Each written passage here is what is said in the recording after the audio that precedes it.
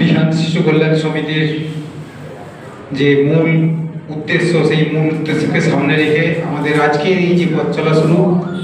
সেই পথ চলায় আমরা যারা সদস্যরা যারা এসছেন বা যারা অতিথি অভ্যাগত যারা এসছেন এবং যারা অভিভাবক অভিভাবিকা এসছেন,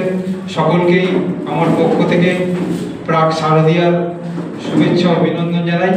এবং যারা ছোট ছেলেরা এসেছেন তাদেরকে আমার ভালোবাসা জানাই। আমাদের বিহান শিশু কল্যাণ সমিতির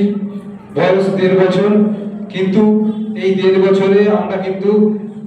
দীর্ঘ পরিধি আমাদের কিন্তু বিস্তার লাভ করেছে। আমরা কিন্তু শুধুমাত্র আরামবাগে না থেমে আমাদের আরামবাগ থেকে সেটা কিন্তু পার্শ্ববর্তী যে জেলা মেদিনীপুর, বাঁকুড়া, সমস্ত জায়গাতে কিন্তু বিহানের কর্মকাণ্ড দিকে দিকে ছড়িয়ে পড়ছে এবং আমরা স্কুলগুলোতে আইনি সচেতনতা শিবির আয়োজন করে ছেলে মেয়েদের পাশে থাকার যে বার্তা দিয়েছি, সেটাও কিন্তু আমরা ব্যাপকভাবে সাড়া পেয়েছি। সুতরাং আমি আশা করব যে আগামী দিনে আমাদের যারা সদস্য আছেন তারা তাদের সাধ্যমতো চেষ্টা করে আমাদের বিহানের যে কর্মকাণ্ড, সেই কর্মকাণ্ডকে আরো বিস্তার লাভ করে, বট গাছে যেমন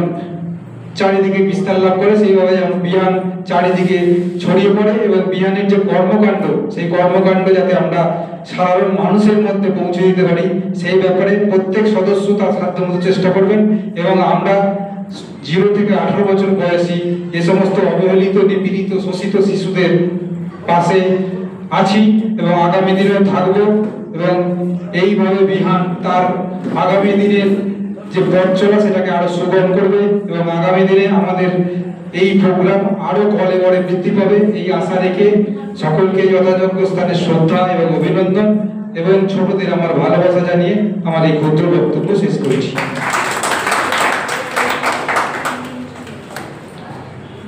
স্যারকে বিহানের তরফ থেকে